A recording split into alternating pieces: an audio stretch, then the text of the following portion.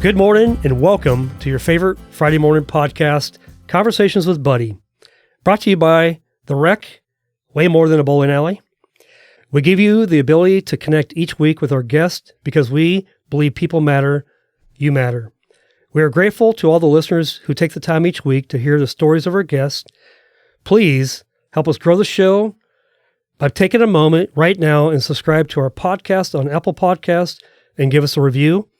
Our purpose of this podcast is to impact the world one testimony at a time. My guest this morning is Justin Morris. Welcome, Justin. Thanks for having me. Dude, Honored to be here. Thanks for being here, man. Yeah. I think we're due, right? I think so, for sure. And who else would want to not be here with you and with the man, the myth, the legend? Yeah, I don't think so. I think you're the man, myth, legend. So, and we're going to dive into that, man. We're going to find out a little bit more about you. It's been fun working at Guild with you, by the way. Just, you and I got to go on a leadership retreat here a couple weeks ago. That was fun. It's great. Getting to hang out with you and your wife and getting to know you even better. So I feel like I know you pretty well, but I think the world needs to get to know who Justin is. And so it's going to be fun. All right. And something I always say is whenever I interview people, I always learn something new. So I'm going to learn something new about you today that I didn't know. All right. So I can't wait to find out what that is. Sounds like a plan. Okay, well, let's dive in real quick. I'm just going to intro you, Justin, things that you told me about you, and then I'm going to say a couple things I know about you that you didn't write on here. Okay. So, but here's what you wrote. Born and raised in Salem, Oregon, you snuck away to Bend for 9 months and Vista, California for 9 months. I assume you were really young then? First time was going off to college. So over there, they had a community college that I was super excited to be in Central Oregon. I love snowboarding and young and free, 18 years old. Okay. Wanting to move away. So that was the first time. Okay, we'll get back to that because we're going to talk about Bend and snowboarding, and then we'll talk about Vista. But you were raised Seventh-day Adventist as a kid. We'll dive into really hear what that means to you. You moved to Kaiser when you were 11. And then you said when my parents tried working things out after splitting up. Mm-hmm. Your parents started Game Crazy, and I worked for them from the age of 14 to 21. Is that just like a local gaming shop? Yeah, it's kind of unique now that the internet's around. It's not quite the same as it used to be. It's not so unique, but it was back then. Yeah, it used to be a place where people could bring in their old gaming systems and trade things in, buy different games and different things. So okay, a lot of fun. So you went to community college in Central Oregon, which we know as COCC, Mm-hmm. and you also went to UCLA, or better known as University of Chemeketa on Lancaster Avenue. I love it. Different UCLA than I was thinking, but your parents divorced when you are in your early 20s, and you moved to California to frame houses. Interesting. I don't know that I knew that about you. And then your parents sold the game stores. Mm-hmm. You moved back and got a job at KeyBank, worked there for about 7 years. You met a girl named Nicole. Does that sound about right? That's correct. Okay. She kicked me in the butt to try the mortgage thing with Guild Mortgage. That's been, what, 10, 11, 12 years ago? It'll be 12 years in June. Okay. Cool. You got married in 2016 to Nicole, became a stepdad to two young men, Tyler and Tegan, and you say you love your life as a mortgage lender, husband, father, friend, and mentor. Cool. I love all that. Things I know about you. Okay. Mm-hmm. I'm pretty observant. Okay. I think you're a Duck fan. No. Come on. I mean, it appears that way, man. Yeah. On the weekends, we bleed green and yellow. You bleed green and yellow. That's awesome. See, I wrote down your top 1% mortgage guy in the nation. You wouldn't have said that about you, but I can. You're getting in shape doing intermittent fasting. Mm-hmm. And we talked about that. You've been doing that since what? You said April of last year? Yes. I came home from a fun trip with our Guild family down in Mexico and saw myself in some videos and pictures and said, what did I do to myself? It's interesting how that sneaks up on us. Like, we don't even see it. And all of a sudden one day, and by the way, the camera always adds about 10 or 20 pounds. And so maybe that's a good thing to help us to trim down, because I think the camera does make us look bigger than we really are. Mm-hmm. But that was a wake-up call for you, it sounds like. Yes. And then I noticed that you always wear wristbands. Give me a couple of your wristbands that you have, and what do they say and what do they mean to you? Yeah, my first one that my wife laughs at me because I've continued to wear this. The only time I've taken it off was when we got married in 2016. And it's states on the create wealth and live free. And that was a core model, being coached by the core earlier in my career and learning what it took to scale a business and to be a better leader and finding ways to become a better mortgage lender.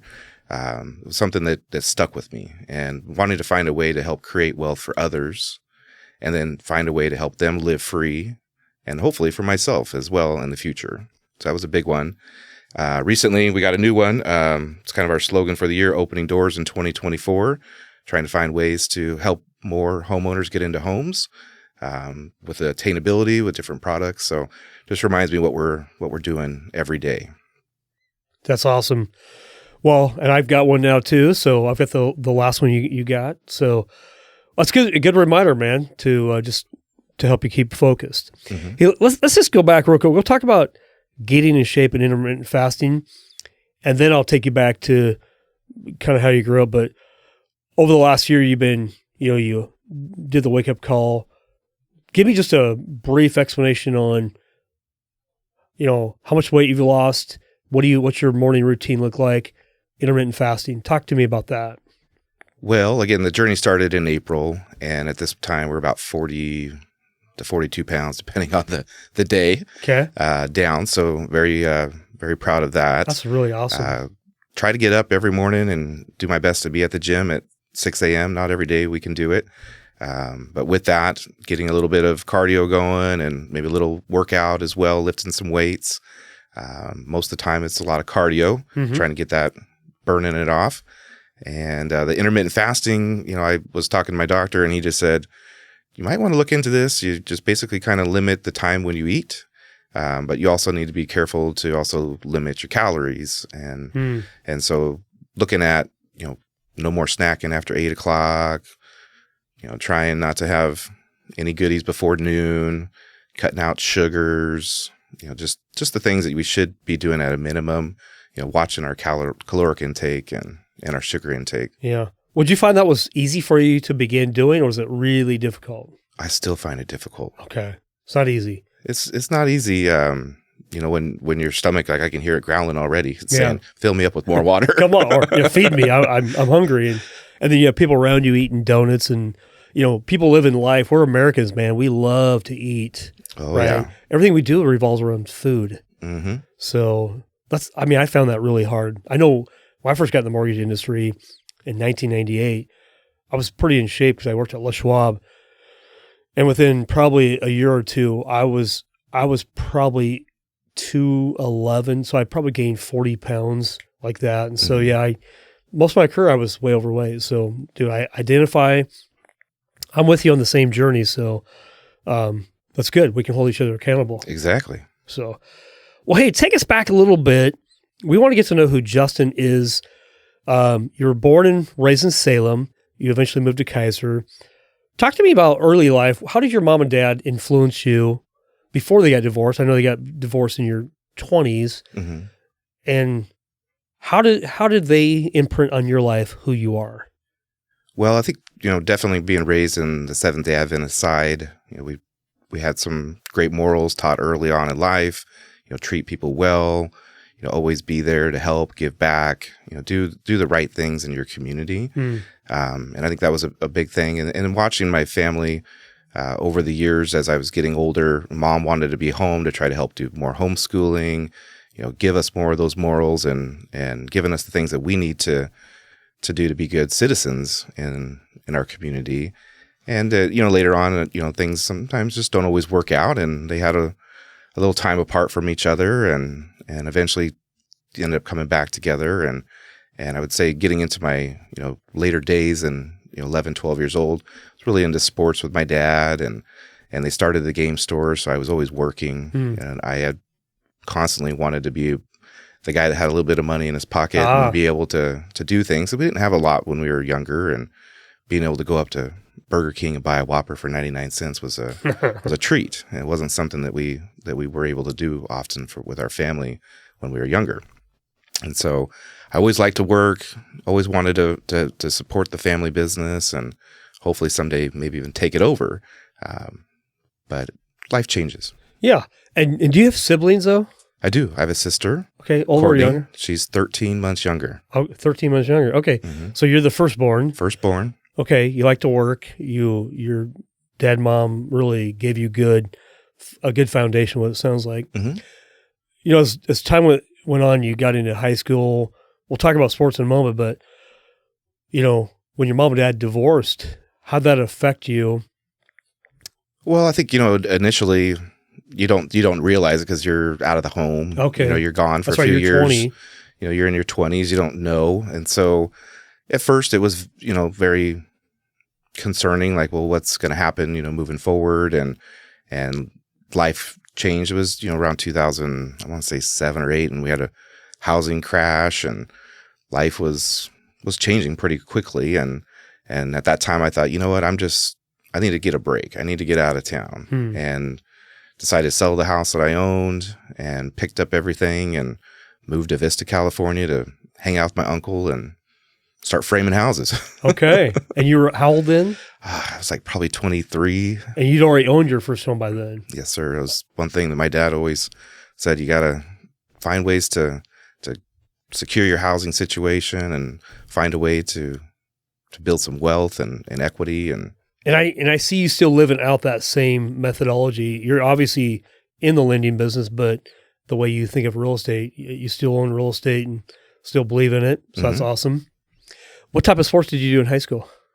High school? Yeah. I attempted to play baseball and football. Didn't get a whole lot of playing time. Okay. I'm a smaller guy. Never really had the height. 5'7" on a good day. You know, so I played a lot of baseball when I was younger. Okay. I loved baseball. Huge baseball card collector. I still have bins, thousands and thousands of baseball cards from 70s, 80s, and 90s. Yeah. And I love playing basketball. That was my dad's sport. He was quite the high school athlete and played a little bit of junior college for basketball. So I really enjoyed it, but I just wasn't that great at it. And football was something that was fun. I loved, you know, going out to practice. But again, being a small guy, I was like a $130, maybe $125, 5'3", 5'4" as a freshman. Yeah. And I recall getting tackled one time by a friend. And I'm going, oh my gosh, I am too small for this business. Not doing this one. That's funny. Yes, sir. Got it.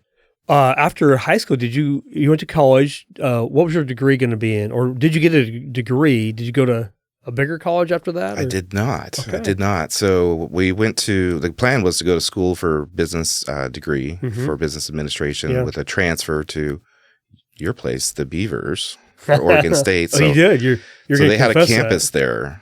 And I think they still do in Bend at Central Oregon Community College that they had just opened up. Yeah. And I thought, well, this would be great. I can live in Central Oregon. I love it there. I got some foundation there with my dad's business partner and lifelong friend, Bob Shackelford. Yeah. A couple buddies moved out there with me to go to school. So we had a good little foundation to get started, and I loved it.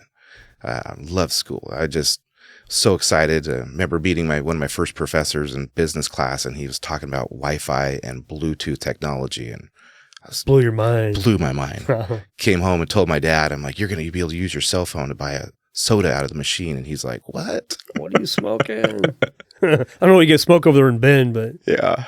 Okay. So you guys lived in Bend. So you're a snowboarder. I didn't realize that. Do you still snowboard? I don't so much anymore. I'd love to, but I don't know. I don't have a body now to be able to break legs and bones and be able to heal as quickly as I used to. I broke my pelvis when I was 16 snowboarding, and kind of slowed me down. I still went and would ride, but I just wasn't as crazy. Snowboarding is a rough gig, man. Mm-hmm. Yeah, I grew up on Bachelor as well, so I love Mount Bachelor. Okay, so you live in Bend. You moved back to Salem.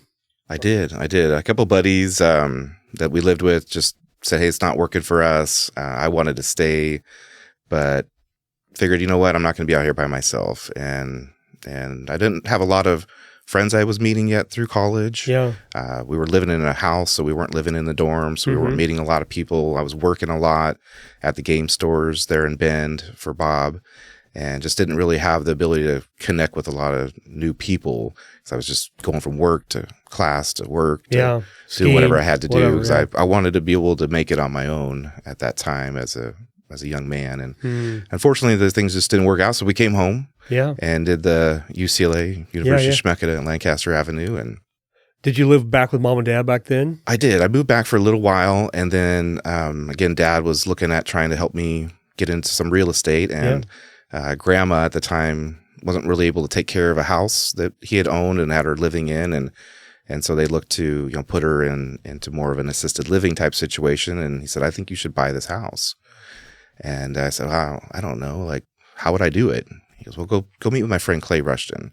I know Clay. Yeah. Clay was your first mortgage guy, huh? Yeah. So Clay sat with me and we looked at it and found a way to make a deal work. And back then, you had 80/20s and 100% financing. Dad could pay the closing costs. So I bought the home from him and then rented out a couple of rooms to some buddies and figured out a way to keep making those mortgage payments for a while. Yeah, that worked out.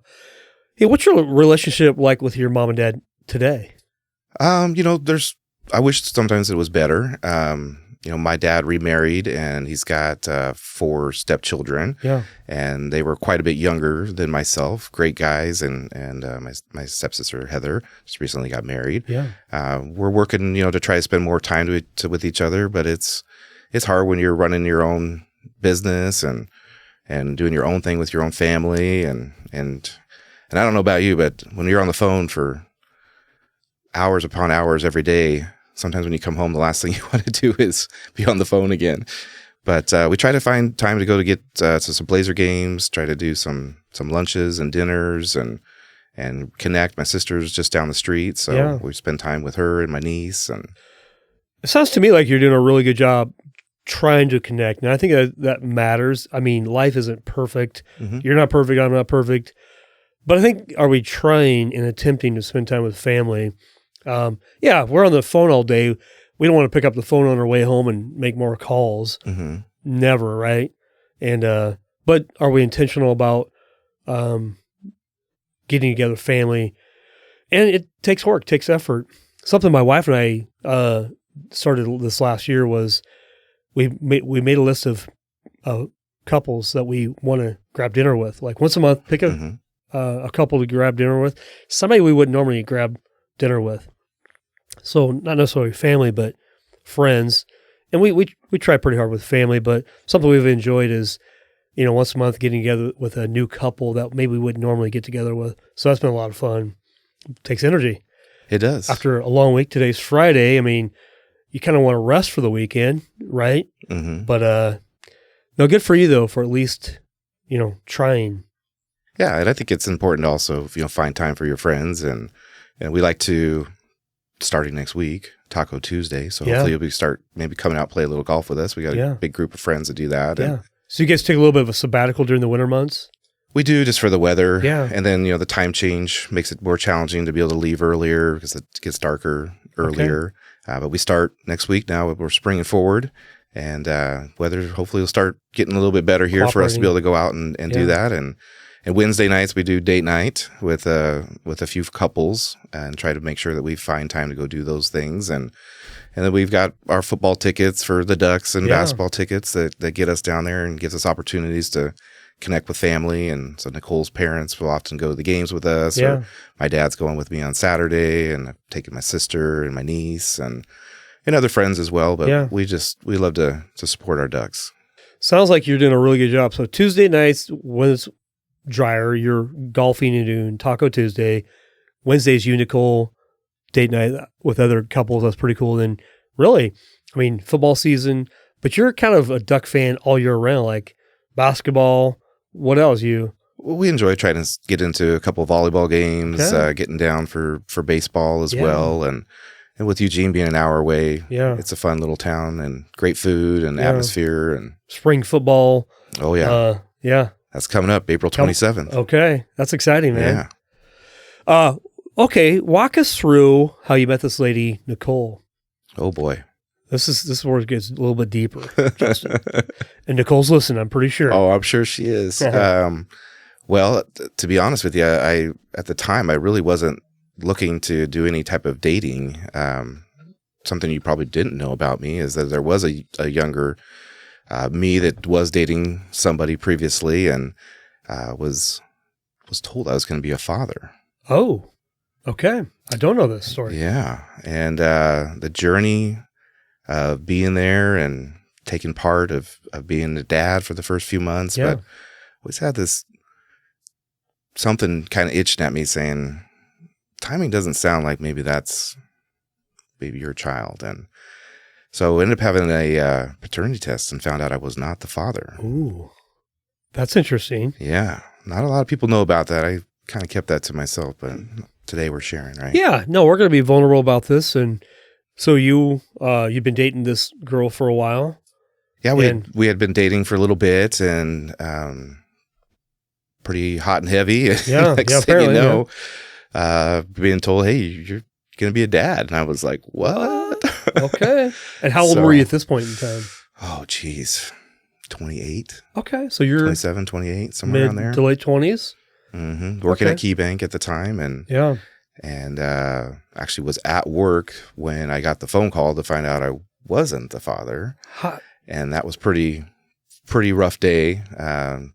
Left work early and went home and saw my dad and was pretty vulnerable and just couldn't believe, after spending time helping and being there and having this young baby lady in my hands and getting connected and so when I went to go, dating, it was like I just didn't want to do it. Yeah. I wasn't in the right mindset. I wasn't thinking that I was looking for anything. And I always told my parents I'm not ready to settle down until I'm 30 anyways. Yeah. And just happened to be that my friend pulled me out of the house and was like, let's go down to the local watering hole and have a beer. It's Friday night, listen to some music. And I was pretty reluctant, really wasn't in the mood. And he's like, you got to get out. You got to get out of your funk. You need to go. So were you still in a funk from this occurrence that happened a couple years earlier? It wasn't quite that far back. It was probably 6 to 9 months. Okay. Where I was just staying focused with work and trying to, move up in the world at the banking and finding my why. Yeah. What am I here for? Why am I on this earth? Those are big questions. Yeah. And sometimes you get a little depressed, especially when something like that hits you. Yeah. And so I wasn't looking for any dating at all. Yeah. And anyways, we happened to be sitting there and having a conversation and drinking a beer, and Josh goes, I think that's Nicole Teely. I said, Nicole Teely? And he goes, from high school. And I said, I don't know. I don't think I remember. He's like, oh yeah, you do. She was a couple grades ahead of us. And I said, I don't know. He says, you should go over there and say hi to her. I said, I'm good. I'm not looking to do anything like that. And then later on throughout the night, he says, I think it's her birthday. You should go get her a drink. Say hi. So I had about 15 seconds of liquid courage. Liquid courage. I was going to say liquid courage was going to show up. Yep. About 10 o'clock at night after listening to some music and a couple beers down, and went outside and said, hey, I hear it's your birthday. Cool if I buy you a drink? And got to chatting. And that evening, I ended up going my way. She went her way, and thought, we're just never probably going to see each other again. And about a week later, apparently she had reached out to my buddy through social media, which I was not a fan of. I didn't even like to text back then. It's like, you call me, we can talk. You text me, I'm not answering. And he calls me up. I'm at work on my lunch hour, and he says, you're not going to believe who just reached out to me. I said, what? He goes, Nicole, she's looking for you. She wants to know why you didn't ask her for her phone number. So I joke about it now with her, but I always say that was the most expensive shot I ever bought in my life. I bet. But it was also the best one I ever bought. That's right. That's awesome. Okay, so you guys started dating. How long was it until you guys decided to get married and that you actually proposed to her? Yeah, I proposed to her on Valentine's Day, 2015. Little restaurant here in Kaiser. And we got married on July 9th of 2016. And the night I met her was on her birthday, and that would have been 2011. Okay. And so we dated for about 4 years. Okay. Having two two young men of her own. We wanted to make sure this is something that we wanted to dive all the way in and be there, and knowing that's a huge commitment to be a stepdad to at that time 7 and 4 year olds. It's a big deal. Mm-hmm. Yeah. Okay. So you guys get married. You guys been married now, what? We're coming up on 8 years. Okay. Yeah, Time 8 years will be flies. this July. Okay. Cool. It's awesome. I like Nicole. Nicole's awesome. You guys seem like you're really happy. Mm-hmm. I think men, I'm a dude like you. You're a dude. We mature very, very slowly. Yes. Women are always a little bit more mature than us. But okay, so going from getting married, what's that look like? I mean, how's that journey look? Because what's Nicole's upbringing look like? You know, because it's interesting. We're guys, we're marrying ladies. Mm-hmm. You know, that's a gender, and then but you also marry somebody who grew up differently in a different culture. So how was your culture versus her culture? You're Seventh-day Adventist. What was she? I mean, I think they've always, had a relationship with God, but they never really spent a lot of time in church because they owned restaurants and bars. And Okay. they worked a lot. And so I think one thing that's unique in that we're almost like two peas in a pod. We both grew up working for family, right? We knew what that meant to work for a family and also be supportive of those businesses, and knowing that when you own a restaurant or you own a bar or you own a game store or you own a baseball card shop, at one point my dad had, you worked and you didn't get as much vacation time. You didn't have a lot of your own personal time because in order to be profitable or make it in life, you had to be there. Yeah. And I see you, because I don't really know that, but the way I see you operate today, you operate the same way. I mean, you're there, you show up every day, you work hard every day, and you're always available, by the way, right, to all your people you manage. Mm-hmm. And that's great. We love that, But I can see you operating as an owner, not just as an employee. And that's pretty cool. That's a rare thing, by the way. So I would say, you and Nicole, you also work together. You're on the same team. We do. Tell us about that. How does that work? How do you guys make that work? Because I think that's dangerous, but you guys make it work. We do. I think a lot of people think we're crazy. But that's okay. Prove them wrong. It works, though, because, again, we come from both backgrounds of working with family and understanding, the different hats we have to wear throughout the day. But a funny story, and she would tell you this too. I started with the core, and I met our fearless leader, Joe Patora, in, say, 2015, I think it was, early 2015. We had some changes in management, and he had said, hey, I want to show you and introduce you to coaching. And I think we want to make you a leader in our community here. We want you to be the sales manager.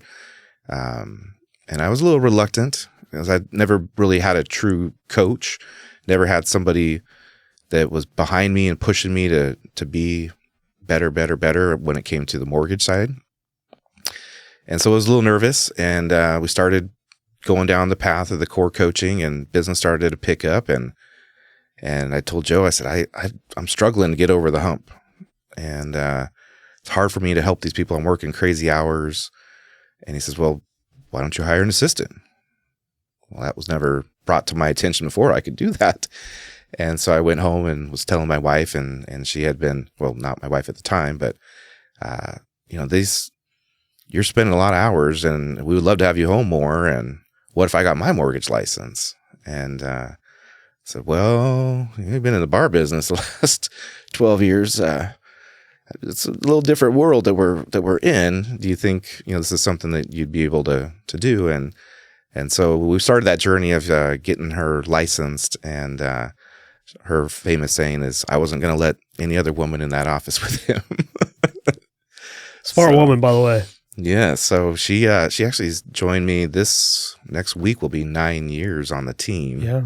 And prior to getting married, but after dating for a couple years, and she had a little stint with an insurance agent in town, and so she had been learning more like that side of the business, financials and customer service, and so it was a good fit. Yeah.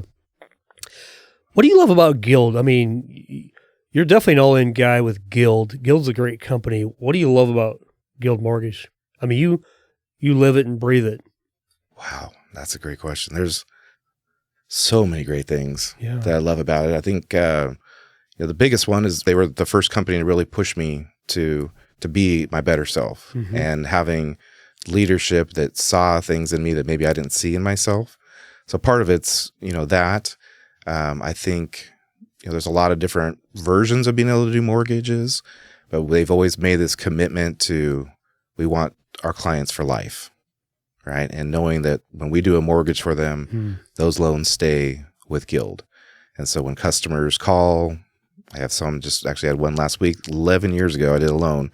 They got questions about what's going on in their life and how can they maybe, do things differently.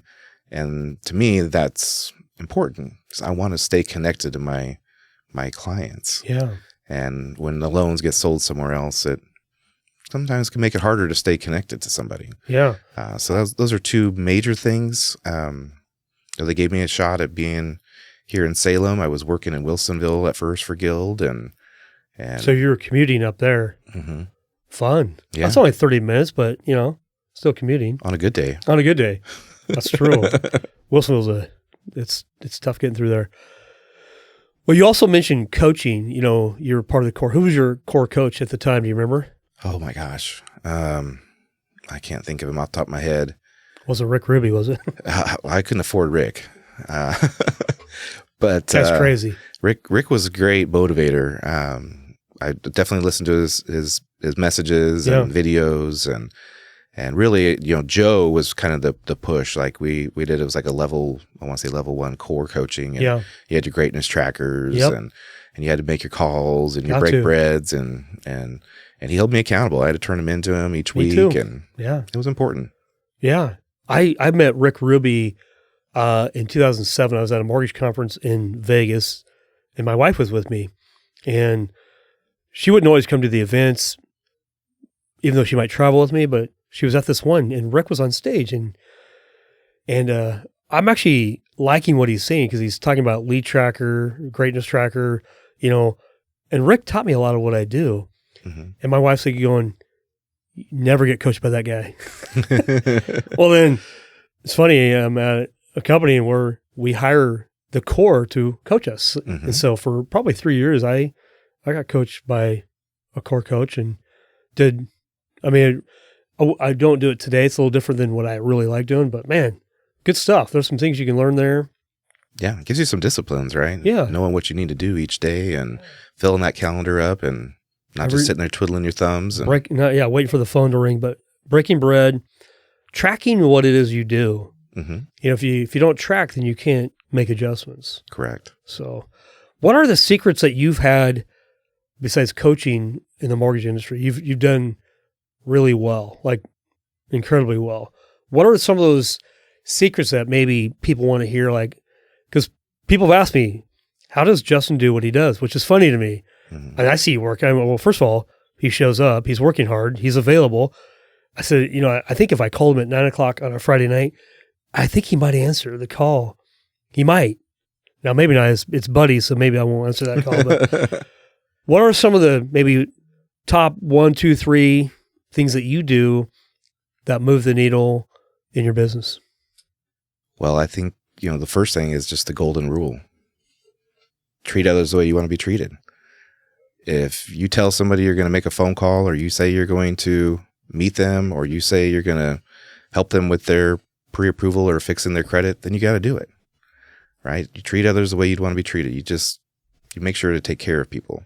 You mean you just do what you say, Justin? Is that simple? I think it's pretty simple. I think what we do is not necessarily rocket science. It's just following up with what we say we're going to do. Okay. That would speak to character and integrity. Mm-hmm. Something like that. Yeah. All right. What else? And I think knowledge is power, right? So when I first got into the mortgage business, I just dug into MRI guides, which gave me a lot of information on like what it takes to close a loan. And the first 90 days, all I did was read. And I was trained by a processor, not a salesperson. Yeah. Right. And they said, these are the things you can, avoid to make your clients' lives better, and knowing what to gather and not get things you don't need and catch things early in the business. And when I first got in the mortgage business coming from KeyBank, I didn't have any realtors. I had one that was a client of mine at KeyBank, and she said, I'll give you a shot, but that wasn't going to be enough to make it work.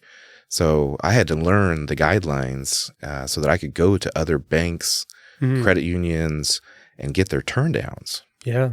And so I really dug in deep in learning, what we can and can't do and what are the documents we're going to need, and was able to turn around quite a few deals. So I think that was, something that's changed for me over the years, just continue to grow and learn. And if we know those things, it makes things a little easier for your customers. Yeah. One thing I noticed about you, you keep learning, and the mortgage industry especially requires continual learning. The rules change daily, right? We know that. So would you say it's a fair statement that we'll pick on mortgage people because we're mortgage guys, that mortgage people stop learning, they stop growing? Would you say that's maybe a challenge in our industry? I think that there's always different types of attitudes in the business, and there's different egos. I think you got to kind of check your ego at the door, knowing that every day we got to do the right thing for our customers. We got to do the right steps to get customers to call us, take care of our partners. When it comes to the lending side of things, I do feel that not everyone wants to always continue to learn. Some like to be stuck in how it was before, or maybe not take the time to look a little closer at what they're attempting to do. But that's also created opportunities too for us to bring people like you into the business and given us opportunities to help other mortgage companies. I got a lead just this week from a lender that said, hey, I can't get this through, but I think maybe you guys could. That's pretty take cool. a look at it. So, well, hey, I just want to say I'm grateful to work with you and for you. I think Guild's a great company and a great brand. We went to the leadership. It was Forward. That was the name of our mantra. Our mantra. Yeah, there you go. A mantra was forward. It's not backwards. Most people, even me at times, we can live in the past, but moving forward, it takes a different attitude moving forward. And so I see Guild growing and really taking things by storm, and I like that. I think you do as well. I think you're definitely all in as I watch you. And I watched a lot of the Guild people, like these guys are all in and they're all committed, right? So it's encouraging for me. That's what I want to be a part of. And I think most people do. So, besides doing loans, I know you also recruit to the branch. You manage, right? What's recruiting mean to you? How do you, what type of people are you looking for when you think of recruiting to the branch or to Guild in general? Well, everybody always throws this word around, culture.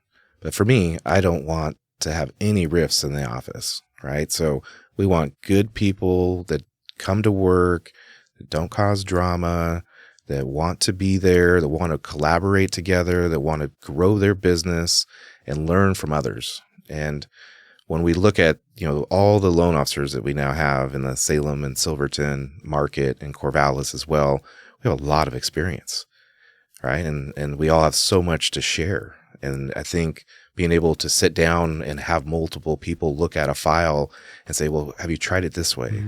Or what if you looked at, removing these items here or restructuring to this loan product? I think that's very valuable to a loan officer. And I think that's where we've seen some pretty good momentum, is that they see what we've been building and that we don't have drama and that we do collaborate and that we find ways to encourage each other. And also I think we offer coaching, right? And a lot of mortgage companies have been pulling back. They're pulling back from coaching. They're pulling back from tools because it's been a rough couple of years.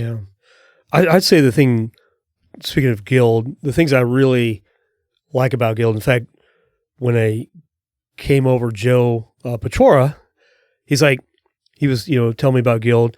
I said, give me 10 reasons why I would come to Guild. And it was really funny. He gave me 11. But the things that were really important to me was Guild was a a medium-sized company, not too corporately large, Mm-hmm. not too small, but medium-sized. They didn't sell their loans, or majority they service. Mm-hmm. It's a big deal, by the way. And the third piece is they want to be the most coached mortgage company in America. Yeah. I'm like, for me, that was it. It took me a long time to realize I needed coaching. And the more I get coaching, the more I realize I need coaching. Mm-hmm. So I like coaching. I like being coached. And I know that you do as well. And it's hard to get people to come alongside and realize, we all need coaching. Nobody arrives, and just because you know what to do doesn't mean you're accountable. And for me, it's accountability. Like, yeah, I don't want to do it. And on my own, I probably won't. But knowing I have to show up week after week and look people in the eye, and then I need coaching. And I'd say what I heard you say is no ego, and we encourage. Yeah. I mean, that's really what I sense is, hey, I get to come to work every day. It's a lot of fun, and I see people excited about coming to work. So that's pretty cool. And I would add to that too. We're competitive, right? We're in a business that we want to win. We want to help as many families as we can. Yeah. And when you're winning, the momentum is there for you too. Yeah. And I think you start to see other mortgage loan officers in our area going, what are they doing? How are they building this? What's the difference? Yeah. Why are they having success? And I think it starts with, checking the ego at the front door, being there, being accountable, knowing your stuff, coaching people, mentoring, collaborating, and finding ways to, lift it up. My boss always says, rising tides lift all boats. Yeah. Right. And if we're all rising together, we're Yeah. all going to be doing great things together. Yeah. And I think it is. It's not just one thing. Hey, I show up and work hard. Cool. Everybody does that, but it's all these things. And I would say, to your point, you can, to go fast, go alone, but to go far, go with a team. And I think what I sense is more of a team atmosphere. Mm-hmm. No ego. There's humility. And I think humility is if you took all those things that you just said, you could package all that into humility. Is by myself, I need people. I need to be encouraged. I need to encourage. I need to be coached. I need to coach, so on and so forth. And if we ever get to the point where we arrive and think that we've learned all that we need, all that we need to know, I think that's the beginning of when we die. And I think a lot of people they think they know, but that hunger of learning has died. And I see their business also dying. I've seen my business do that before. So I know firsthand Mm-hmm. what that looks like. So anyway, the more I show up, the more I hang around with guys like you, and have a willingness to keep learning, man. I love it. Never gets old. It's a great feeling. And Yeah. nobody wants to be on an island by themselves.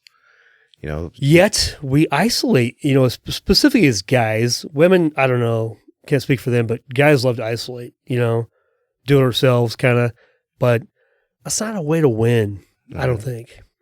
So, well, hey, we're getting close to maybe wrapping up this podcast, but things I want to know about you and people want to know is, what does it look like in the next 10 years for you and Nicole? We talk about retirement. I don't know if that's in your vocabulary. I think, just real quick, when I was 20 something, I was pretty motivated. I said, man, when I'm 35, I want to retire. I get to 35, I'm still working. Mm-hmm. But what I realized, I'm doing what I love.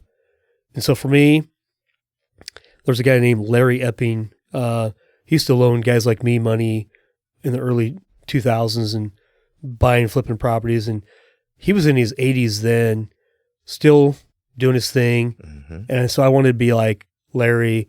And I think he died around age 94. I think he worked up until the time he died.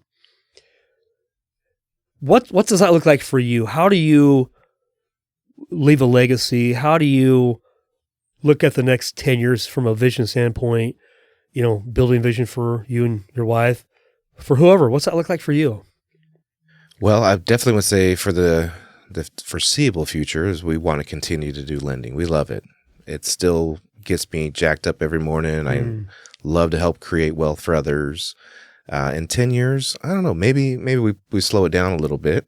We've been very blessed with the mortgage industry, and we enjoy encouraging others as well, and helping them build their business and growing. And at some point, you know, we've got 19 and 16-year-old boys. They'll end up finding their sweethearts and having their own children, and hopefully it's 10 years from now. Yeah, exactly. But if not, we want to be able to be there too and spend time with the grandkids. And so we'll probably slow it down.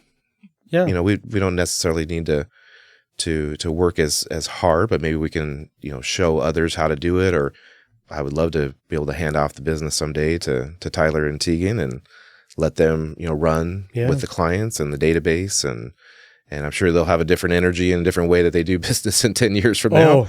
Way different. I mean, it changes every year. Totally. And I think just, you know, someday, you know, being able to transition into slowing it down and maybe continuing to lead others and show them what coaching can do, and mentoring each other and what that does to their business and everybody around them. And, you know, I don't want to work till I'm 80. Cool. Nobody wants to always work that long, but this business can allow you to do a little bit on the side in your 60s and 70s and still have a little bit of, you know, benefits and a little extra cash flow to come in. But my grandfather passed away years ago, and 80 years old, and he was driving semi trucks. I love it. You know, and he ended up not making it home one day in that semi truck. And as much as he had a work ethic and loved it, and being there providing for his family, I'm hoping that I'm not still working at 80. Yeah. I want to be able to go travel and perfect, do great things with Tyler and Tegan and Nicole and their children someday. Yeah. Speaking of, you know, you talk about slowing down. How many hours a week do you work currently? I mean, I'm curious how many hours how many hours are you working right now? Well, I don't know. I would say probably on average 45 to 50 in this current market. Probably 20 to 25 for myself and our team, and then spending the other 20 to 25 helping others in the office and leadership with recruiting and retention and expansion. And you got your work cut out for you for sure, man. That's definitely a lot to take on. Mm-hmm. But yeah, no, I can see your point in 10 years slowing down a little bit. Don't know what that looks like. The good news about this industry is it's flexible. Mm-hmm. You can work from anywhere in the world. And one of my favorite, I'll call it secular book, is The 4-Hour Workweek by Tim Ferriss. Mm-hmm. I read it probably a decade ago. But basically, instead of waiting till you're 60, 65, 70 to retire, because it's interesting when people retire, they die within 5 years. Like, well, I don't want that to happen. No. You can actually do many retirements now, like, you know, go on little retreats, whether it's a vacation every quarter, maybe it's a 3-day weekend every month, you know, learning how to live almost a semi-retired life now. Mm-hmm. So how do you feel about something like that? Is that something that you would entertain? Or do you feel like rise and grind is the only way right now? I don't think it's all rise and grind. Definitely the last decade in the mortgage business has been that way. Yeah. You know, it was like, you know, we were on quite the high and a bull run there. You just, you grinded and you did what you needed to do, and you helped as many families as you could. And now things have slowed down a little bit, and we're in a better space, you know, financially, and we're very blessed to have that opportunity. So I don't know if it's necessarily that hard of a grind now. Yeah. And over the years, perfecting the craft and the planning and the weekly stuff. So I am finding time now to go play Taco Tuesday golf, leave at 3:30 and go do that, or do a 3-day weekend and get away. We enjoy our sports.